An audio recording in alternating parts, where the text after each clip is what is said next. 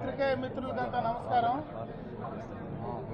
రేపు నెల 2వ తేదీన జరగబోయేటువంటి అమరావతి రాజధాని యొక్క పునఃప్రారంభోత్సవ సభ విజయవంతం కోసం ఈరోజు గుంటూరు జిల్లాలో గుంటూరు ఈస్ట్ వెస్ట్ పత్తిపాడు నియోజకవర్గాలకు సంబంధించినటువంటి సమీక్షా సమావేశం నిర్వహించుకోవడం జరిగింది.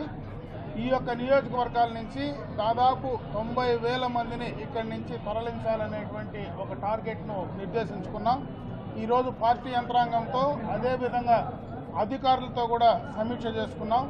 ఇక్కడ ఉన్నటువంటి ట్రాన్స్పోర్ట్ ఫెసిలిటీస్ ఏమున్నాయి, ఎంతవరకు మనం ఇక్కడ ట్రాన్స్పోర్ట్ ఫెసిలిటీస్ చేయగలము, బయట నుంచి ఏ రకంగా తీసుకురాగలము, వాళ్లకు ఏ రకమైనటువంటి భోజన సదుపాయం ఏర్పాటు చేయాలనేటువంటి అన్ని విషయాలపైన కూలంకషంగా చర్చించుకొని ఇక్కడ ఉన్నటువంటి శాసనసభ్యులు ఎవరైతే ఉన్నారో ఈ నియోజకవర్గాల్లో ఉండేటువంటి శాసనసభ్యులతో కోఆర్డినేట్ చేసుకొని అటు భారతీయ జనతా పార్టీ, జనసేన, తెలుగుదేశం పార్టీ ఉమ్మడిగా మరి ఇక్కడి నుంచి రాజధానిలో జరిగేటువంటి మోడీ గారి యొక్క సభను విజయవంతం చేయడానికి, అదేవిధంగా ఆయన రోడ్ షోను విజయవంతం చేయడానికి ఈ కార్యక్రమాన్ని ఏ రకంగా, ఎందుకంటే ఇది వేసవ సమయం కాబట్టి మరి ఆ వేసవిలో అక్కడ ఉన్నటువంటి తీసుకొచ్చినటువంటి ప్రజలకు ఇబ్బంది కలగకుండా ఏ రకమైనటువంటి కార్యక్రమాలు తీసుకోవాలా, వాళ్ళకి ఇబ్బంది లేకుండా ఏ రకమైనటువంటి వాటిపైన చేయాలనే దానిపైన కూడా ఒక కార్యక్రమాన్ని రూపొందించుకోవడం జరిగింది.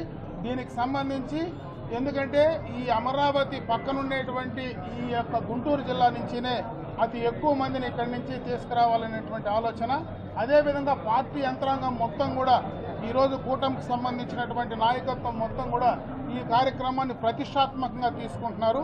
గ్రామ స్థాయి నుంచి అదేవిధంగా వార్డు బూత్ స్థాయి నుంచి కూడా ఈ కార్యక్రమాన్ని విజయవంతం చేయాలనేటువంటి ఒక కసితో ఉన్నారు. ఎందుకంటే గడిచిన 5 సంవత్సరాలుగా రాజధాని ఈ ప్రాంతంలో రానియకుండా గత ప్రభుత్వం జగన్మోహన్ రెడ్డి గారు ఏ రకంగా ఇబ్బందులు గురి చేశారో దాన్ని మనసులో ఉంది కాబట్టి దాన్ని ఈరోజు మోడీ గారి ద్వారా మరి బ్రహ్మాండంగా ఈ కార్యక్రమాన్ని చేయాలా అనేటువంటి కసి ఆలోచన ఈ ప్రాంతంలో ఉండేటువంటి ప్రజలకే కాకుండా కూటమి పార్టీ నాయకులు మొత్తం కూడా దీన్ని విజయవంతం చేయాలనేటువంటి ఒక ఆలోచనతో ఉన్నారు. కాబట్టి ఈ కార్యక్రమం బ్రహ్మాండంగా విజయవంతం అవుతుందనేటువంటి ఆలోచన పూర్తి స్థాయిలో సమీక్షా సమావేశం జరిగిన తర్వాత అర్థమైంది.